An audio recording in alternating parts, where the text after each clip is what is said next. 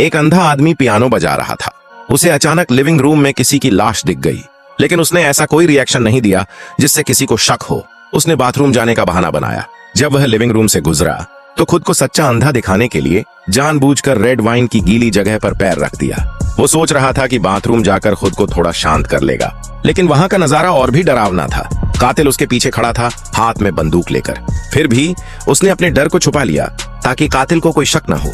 जब वो वापस लिविंग रूम में आया तो उसे साफ साफ दिख गया कि जमीन पर जो मरा पड़ा है वो इस घर का मालिक था, एक अमीर और जाना माना बिजनेसमैन। निक अंदर से बहुत डर गया था, लेकिन बाहर से बिल्कुल शांत दिखा और वापस पियानो बजाने लगा। उस औरत ने नाटक किया कि वो बिजनेसमैन से फोन पर बात कर रही है और बोली कि वो थोड़ी देर में आ जाएगा। फिर उन्होंने मिलकर लाश को एक सूटकेस में भर दिया।